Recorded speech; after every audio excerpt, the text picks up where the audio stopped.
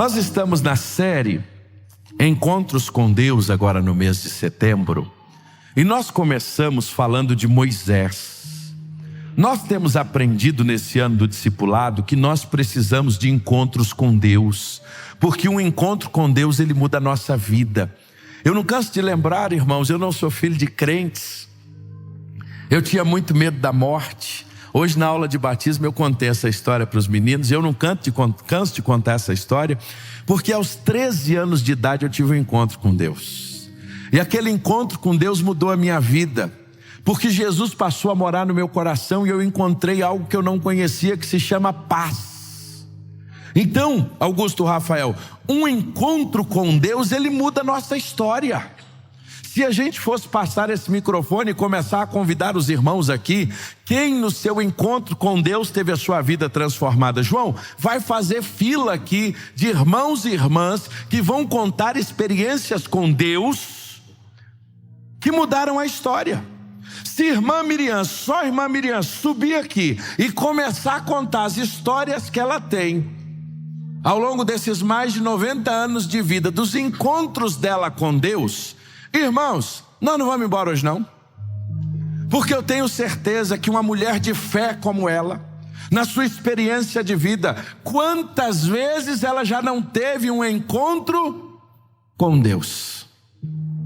E aí eu pergunto a você, qual foi o seu último encontro com Deus?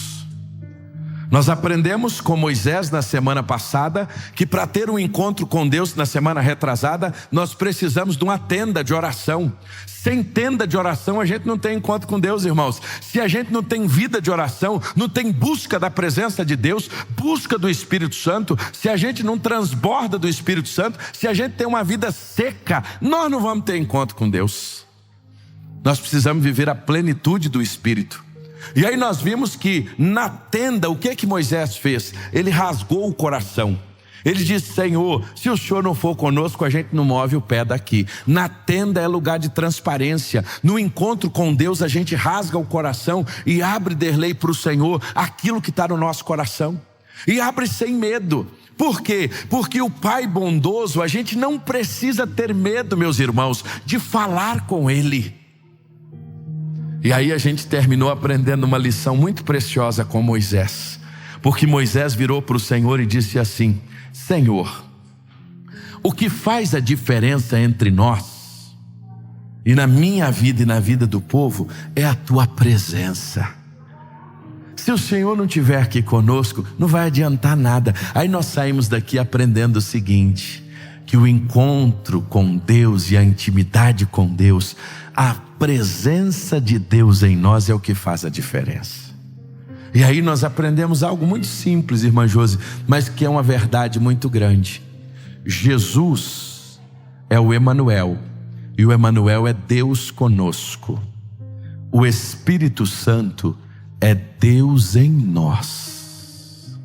Irmãos, isso é maravilhoso a gente saber disso, que agora nós não estamos sozinhos, nós temos em nós.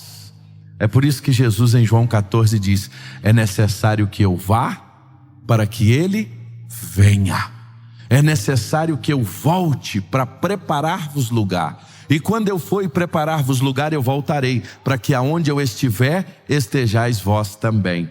Mas Ele disse, até que eu prepare as moradas celestiais, eu vos enviarei o Consolador. E é Ele que é Deus em nós. É Ele que sela a nossa vida. É Ele que nos batiza no ato da nossa conversão. É Ele que produz em nós o fruto do Espírito. O amor, a paz, a alegria, a benignidade, a bondade, a fidelidade, a mansidão, o domínio próprio. Contra qual estas coisas não existe lei, não há acusação. E aí nós saímos daqui impactados por Moisés. Hoje nós vamos visitar um outro personagem da Bíblia que teve um encontro com Deus.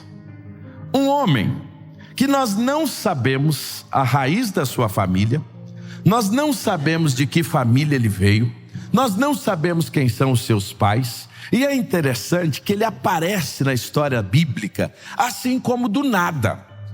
Ele é alguém que chega, e ele chega chegando mesmo. O seu nome, Elias. É alguém que contribui para nós quando falamos de um encontro com Deus. A gente precisa parar e olhar para a vida de Elias, do profeta Elias. Por quê? Porque Elias, ele vai chegar na história da Bíblia logo depois que nós temos Acabe e Jezabel assumindo o reinado. E então você entra o capítulo 17 do primeiro livro dos reis, simplesmente dizendo: então Elias, o tesbita, morador de Gileade, disse a Acabe. O capítulo 17 começa assim, não fala quem é Elias, não fala quem são os seus pais, não fala de onde ele veio, literalmente assim, a sua raiz familiar. E isso era muito comum na apresentação de um profeta. E Elias é um profeta tão importante para nós, que no decorrer da história da Bíblia, quando você tem o momento da transfiguração, ali aparecem duas pessoas com Jesus. Lembra quem aparece? Aparece Moisés e aparece Elias. Aparece Moisés representando a lei e aparece Elias apresentando os profetas. É tão interessante que João Batista vai ser comparado com quem? Com Elias. Elias é um homem que marcou tanto que a sua experiência de orar para não chover e não choveu, e depois orar para chover e choveu. Tiago vai usar isso para nos ensinar que se Elias, que era homem como nós, orou para não chover e não choveu, Tiago está dizendo, tem coisas na nossa vida de oração que se nós entrarmos na intimidade com Deus, vão acontecer coisas extraordinárias. Por quê? Porque se Elias fez isso, e ele era homem como nós, o que Tiago está dizendo? Você também pode viver essas experiências. Eu também posso viver essas experiências com Deus. É por isso que hoje eu queria te convidar a gente a andar um pouco na vida de Elias. E no encontro de Elias com o Senhor, nós temos muito que aprender. Tem muita coisa que Elias pode nos ensinar. E o texto começa nos apresentando o momento em que Elias vira para Acabe e diz: olha, não vai cair mais uma gota de água do céu.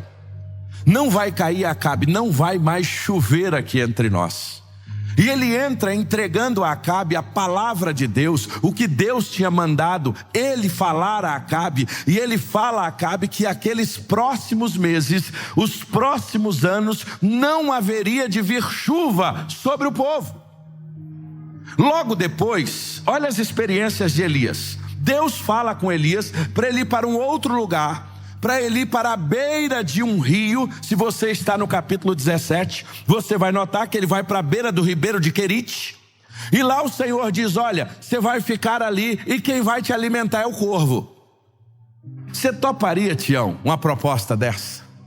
Tião, você vai lá para a beira do rio São Francisco e o corvo vai lá todo dia deixar o alimento para você. Você já pensou se Deus falasse isso com você? Você vai ser alimentado por um corvo? Se você não tem a firme confiança do Deus que você está se relacionando, você não move não, meu irmão. Você não sai do lugar não. Você não sai de onde você está. E Elias sai, e Elias vai para lá. E Elias passa um tempo ali sendo alimentado, bebia da água do ribeiro, e todos os dias o corvo vinha e lhe trazia pão e carne pela manhã, bem como pão e carne ao anoitecer. Que experiência desse homem.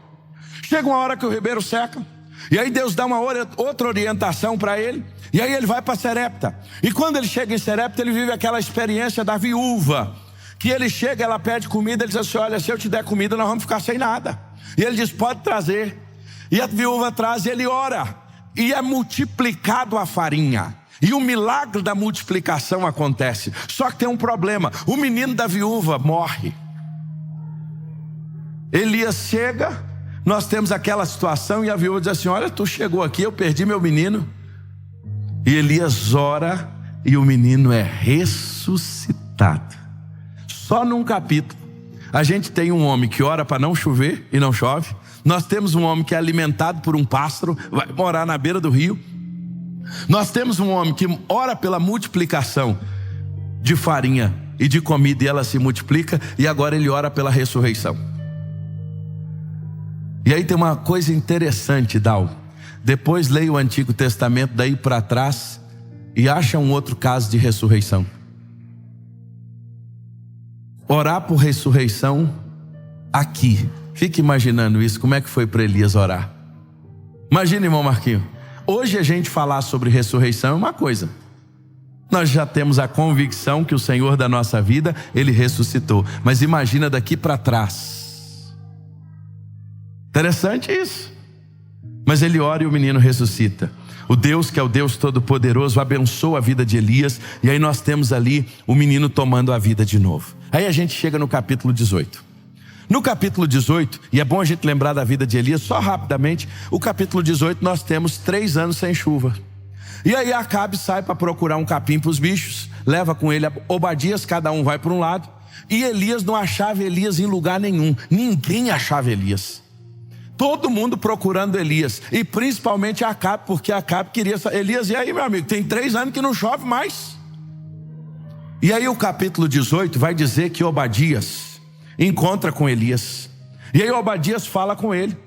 Eu acho que eu não sei se o primeiro momento Obadias se alegrou, ficou triste de ter encontrado com Elias. Não dá pra gente entender bem, porque ele fica preocupado. E agora, se eu falo pro meu chefe que eu vi Elias, e ele vai embora e ele some de novo. E aí ele fala com Elias, ele expressa essa preocupação. E aí Elias fala para ele: pode dizer para Acabe que nós vamos nos encontrar. Isso aqui é lindo demais, irmãos. Palavra de homem de Deus tem que ser uma palavra só. E Elias pode dizer para ele que eu vou lá estar com ele. E aí o verso de número 16, 15. Tão certo como vive o Senhor dos Exércitos, a quem eu sirvo, hoje mesmo eu vou me apresentar a ele. Pode ficar tranquilo, Obadias. Obadias já tinha dito para ele que tinha 100 profetas que ele estava cuidando. 2 grupos de 50. E essa informação é interessante, porque lá na frente nós vamos ver Elias num outro momento choroso, dizendo que ele tinha ficado o único profeta fiel. Guarda isso aí. E aí Elias está diante de Acabe agora. E a gente conhece a história. Qual é a história? A batalha entre os profetas de Baal e Elias. E aí Elias faz um desafio. Nós vamos preparar o sacrifício e o Deus verdadeiro vai mandar fogo para consumir o sacrifício. Está lá os 450 profetas de Baal, preparam tudo. E diz o texto que eles passam o dia clamando. E a adoração a Baal, eles iam se cortando. E o sangue descia. E ó, nada aconteceu. Há um momento que Elias chega até a zombar. Há uma tradução que diz: gritem mais alto, talvez ele possa ter ido ao banheiro. Grite ele. E Baal não apareceu. E Elias disse assim: faça um rego agora ao redor. E pode encher de água. Pode mandar água. Irmãos, essa é uma das histórias que eu mais gosto desde criança. Pode mandar água. Manda água. E molharam tudo. E Elias começou a orar. E quando Elias começa a orar, desce fogo dos céus. E a Bíblia diz que o fogo lambeu tudo. Lambeu a água, lambeu tudo que tinha ali e não sobrou nada. E o povo começou a gritar o quê, Dalmo? Aleluia, o Senhor é Deus, o Senhor é Deus, o Senhor é Deus, o Senhor é Deus, o Senhor é Deus. Imagine, em 2 capítulos, olha tanto de coisa que já aconteceu na vida de Elias. Quantas coisas extraordinárias. Aí para fechar, Elias manda dizer agora que ele vai orar para chover. E ele ora para a chuva. Aí ele manda o servo dele lá. Imagina 3 anos sem chuva. Está mais ou menos igual a gente aqui agora assim. Nós não estamos há 3 anos não, mas nós estamos mais ou menos no tempo de Elias, né? E aí o servo diz assim: olha, eu vi uma nuvem do tamanho da mão de um homem. Já pensou? Vai a primeira vez, não tinha nada, ele foi lá 7 vezes. Vai a segunda, Isaías não tinha nada. Vai a terceira, ele não tinha nada. Vai a quarta, ele não tinha nada. Vai a quinta, não tinha nada. Vai a sexta, não tinha nada. Dalmo, olha aí. Se daí para cá, essa mão aqui já está pequena, imagine no céu. De onde você está? Olha para a palma da minha mão. Ela já está pequena. Agora imagine isso aqui, Rafael, lá no céu. Mas esse era o sinal que Deus ia mandar chuva. E Deus mandou chuva. E a chuva veio. E o nome do Senhor foi glorificado. Irmãos, se a história de Elias terminasse aqui, a gente não precisaria falar mais nada. Mas a história de Elias não termina aqui. Eu te contei toda essa história porque quando a gente chega agora no capítulo 19, o que acontece? Tudo isso aconteceu. Os profetas de Baal foram humilhados. O nome do Senhor foi exaltado. Acabe volta para casa. E Acabe era um homem mandado pela mulher. Todo mundo sabe a história de Jezabel. E ele chega lá e ele conta para Jezabel tudo que estava acontecendo. E Jezabel não era só uma questão de autoritarismo, não. Ela realmente era alguém que desonrava a Deus. Ela não sabia o seu papel. Ela tinha um perfil terrível de opressão sobre a sua casa, sobre as pessoas. E é tanto que quando Acabe conta para ela o que aconteceu, ela manda um recado para Elias. E qual é o recado que ela manda para Elias? Elias, é o seguinte: amanhã até esta hora, que os deuses me castiguem se eu não fizer com você.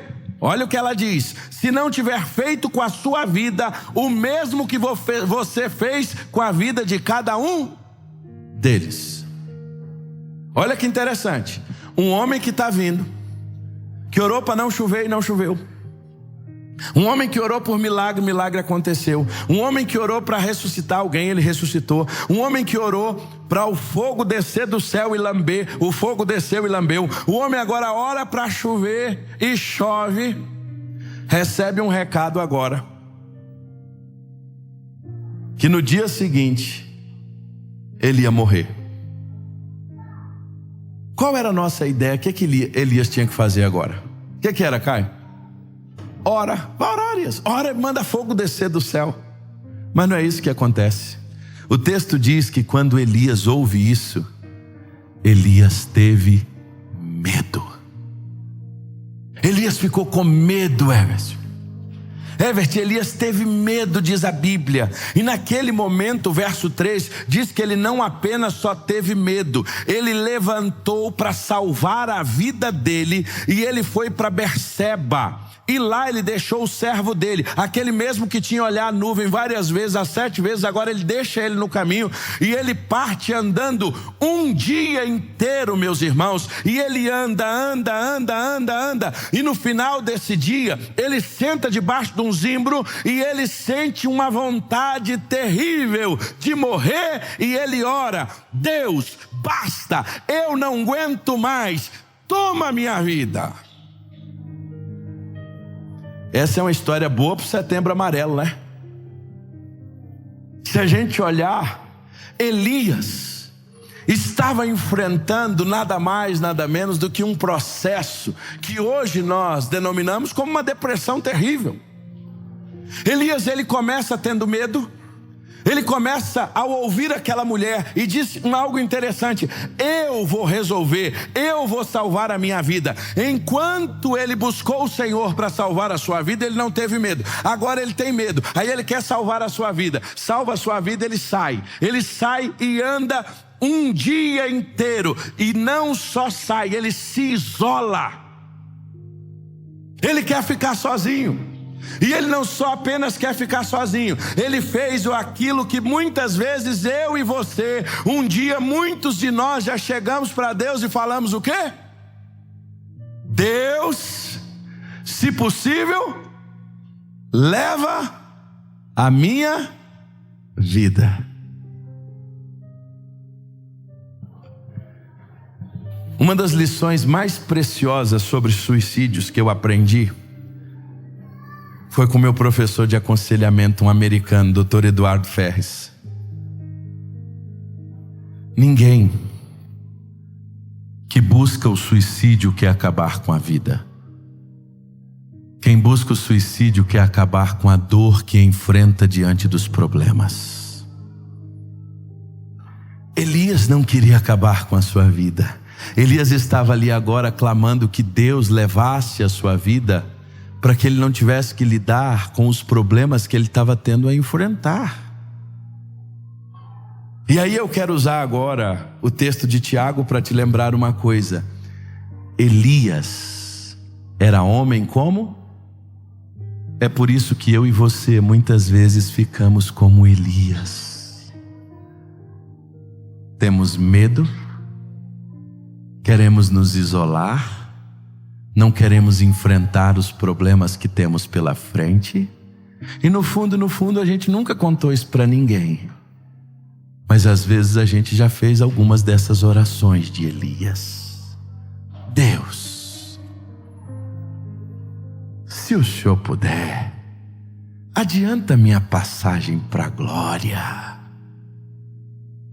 O que essa oração está querendo dizer? Deus, eu não estou aguentando mais esses problemas. Deus, eu não estou aguentando mais esta situação. Deus, eu não estou aguentando mais tudo que eu estou passando.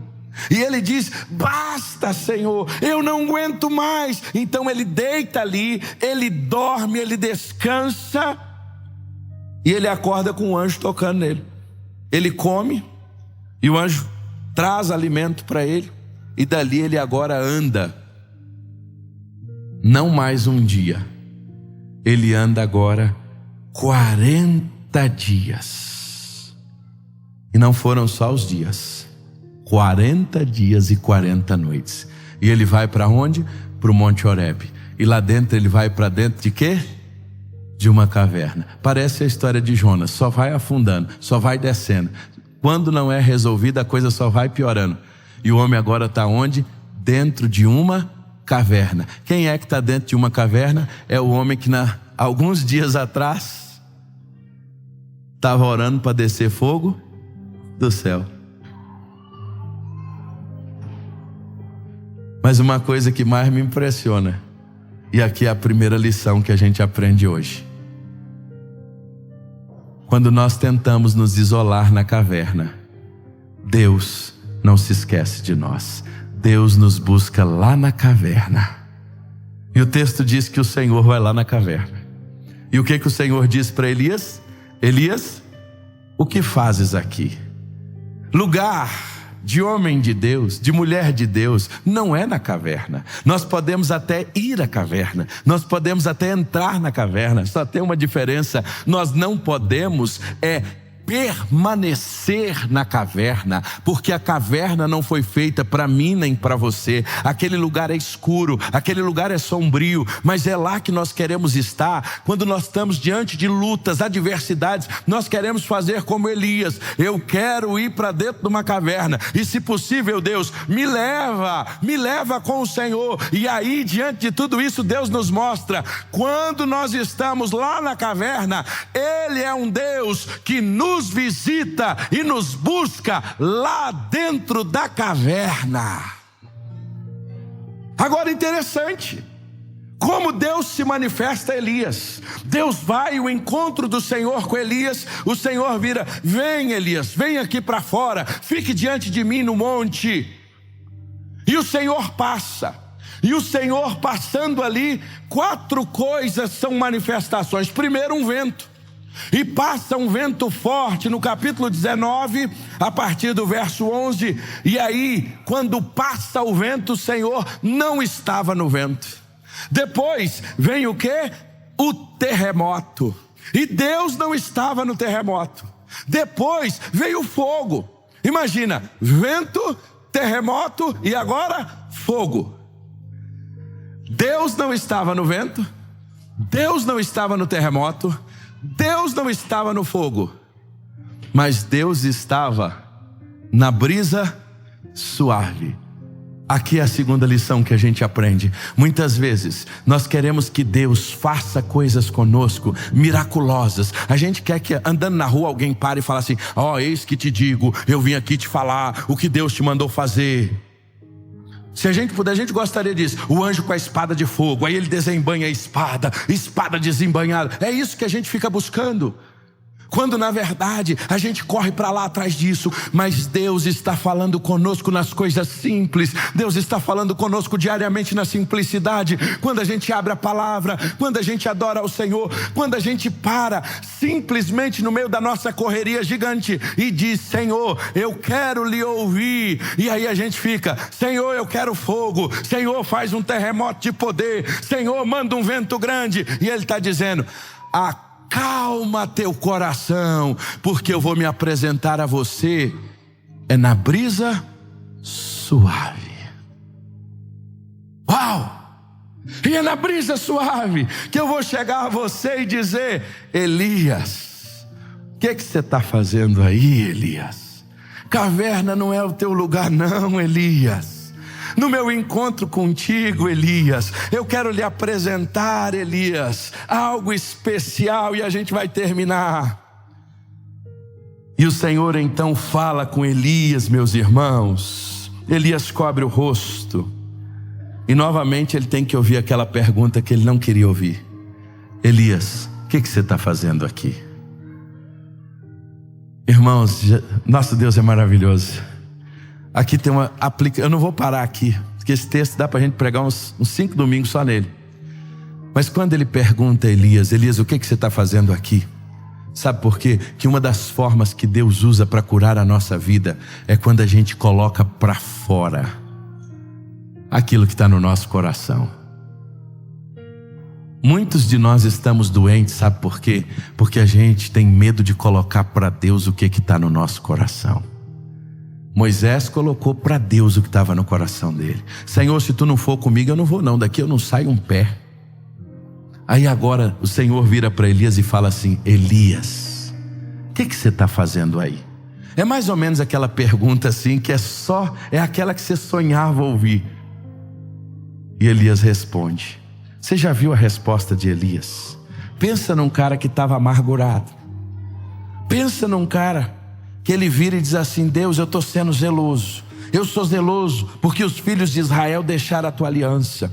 Olha, eles derrubaram os teus altares, mataram os profetas à espada. Aí ele diz assim: só fiquei eu e eles estão querendo tirar a vida. Só tinha ficado ele?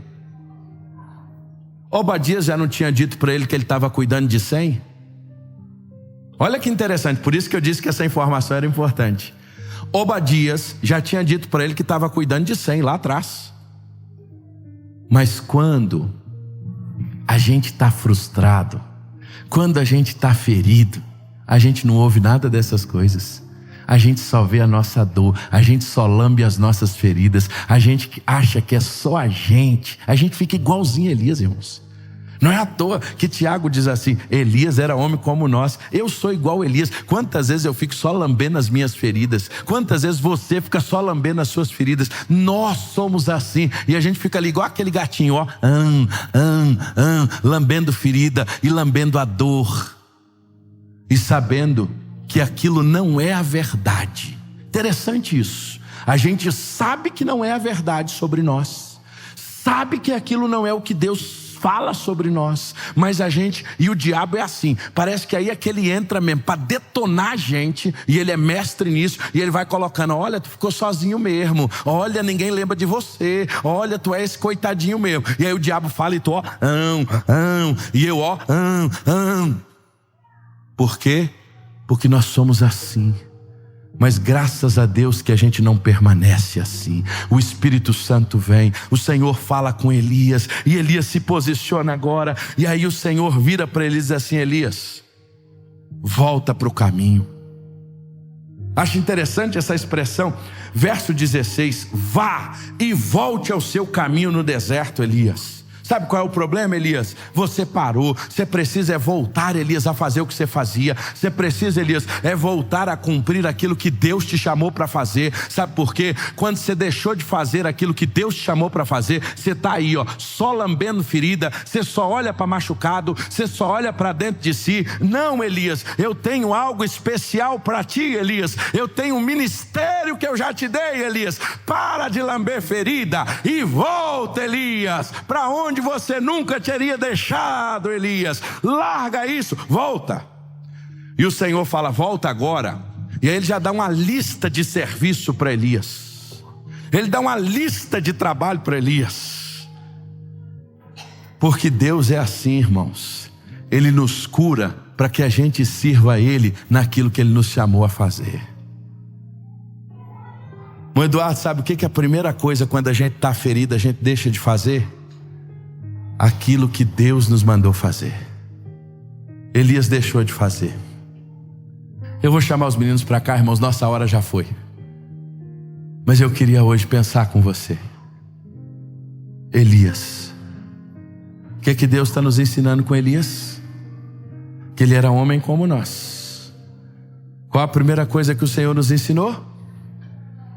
O que foi? Quem lembra aí? E aí, irmã Renata, o que a senhora anotou aí como a primeira coisa? Você não está trazendo caderninho igual a irmã Renata, pode trazer.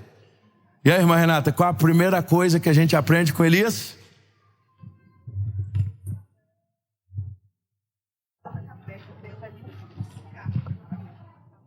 Quando nós tentamos nos isolar na caverna, Deus vai nos buscar. Primeira coisa. Você tem tentado se isolar na caverna. E você achava que Deus não ia te buscar. Você estava lá. Irmãos, eu fui criado na igreja. E como menino de igreja eu já vi muita coisa. E eu comecei a pastorear muito cedo, com 19 anos. E eu estou pastoreando há 23 anos pela graça de Deus. Sabe o que eu mais noto ao longo desses anos como pastor? Que tem muita gente na igreja que ela está isolada dentro de uma caverna. Ela está na igreja, mas ela está na caverna. Sabe por quê? Porque ela se feriu. Ela ouviu uma palavra dura. Ela ficou marcada, ela ficou machucada. Aí sabe o que ela fez? Senhor, para mim não tem mais jeito não. Senhor, para mim acabou. Senhor, se tu puder até me leve. Se tu puder, Senhor, me leva, porque para estar contigo é muito melhor do que eu estar aqui. E aí ela vai para onde? Para a caverna. Só que ela esquece de uma coisa. Jesus não tem lata de lixo. Deus não joga ninguém fora. Deus é o Deus que vai buscar lá dentro da caverna. Oh, aleluia! Lá dentro da caverna. O que você está fazendo aí, Elias, na caverna? O que você está fazendo aí dentro? Caverna não é o teu lugar, Elias. Caverna não é o teu lugar, meu irmão. Caverna não é o teu lugar, minha irmã. O teu lugar não é aí dentro, não. Vem para fora, sai daí, se posiciona.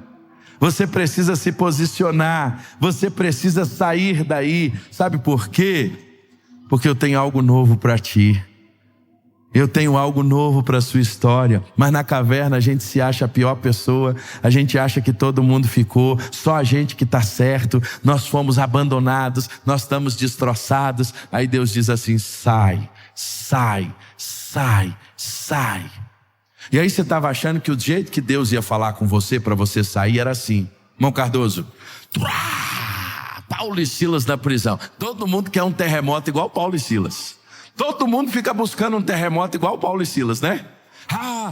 Senão tem que ser pelo menos um anjo com a espada de ouro. Senhor, desembanha a espada aí, anjo, e fala comigo. Eu me lembro que tinha uma senhora na minha igreja, quando ela passava a luta, assim, a coisa estava bem difícil.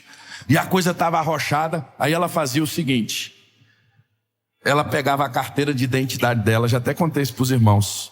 Aí ela ia lá para o quintal e ela dizia assim: Senhor, aqui é tua filha, aqui é José Fabrício da Silva Freitas. Tu sabe quem sou eu, meu pai, fala comigo. Fala que tu não já teve vontade de fazer isso. Fala que tu não já teve vontade de sair gritando por aí dizendo assim: Deus, manda o anjo com a espada de fogo para falar comigo. Mas nesses mesmos dias que a gente quer que o anjo com a espada de fogo fale conosco, a gente não lê nenhum capítulo das Escrituras. Deus fala conosco todos os dias, meus irmãos. Ele diz assim: aquele que tem sede, vem a mim e beba. O problema é que a gente está com sede e a gente não está indo aonde tem água para que a gente beba. É aqui, ó, na palavra. Para de querer buscar coisas estrambólicas. Deus está falando com você na simplicidade. Aí você diz assim: o que eu vim fazer nesse culto aqui hoje? Você veio aqui porque Deus queria falar isso com você. Você ainda tem dúvida? Você não ia vir aqui hoje não, irmão. Tu não ia entrar aqui dentro hoje não. Tu tinha outros planos para hoje, 15 de setembro. Tua agenda era outra. Deus te trouxe aqui. Tu ainda tem dúvida que Deus revela? Mas Deus revela, irmão, nessas coisas assim, daqui tem alguém do CPF e tal. Não é isso não, irmãos. Revelação de Deus é a palavra de Deus.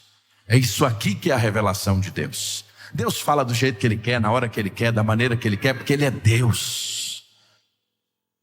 Senhor, manda o anjo de fogo. Não, Ele está falando com você de maneira natural. Ele só está te mostrando que você precisa ter compreensão de se posicionar, sair da caverna e agir. Sabe por quê? Você precisa voltar a fazer o que você deixou de fazer. Olha, Elias, tu tem que voltar a fazer o que tu deixou de fazer, cara. Volta lá, unge. Volta lá, vive como profeta. Volta lá e cumpre o para que eu te chamei. O encontro com Deus muda a vida da gente.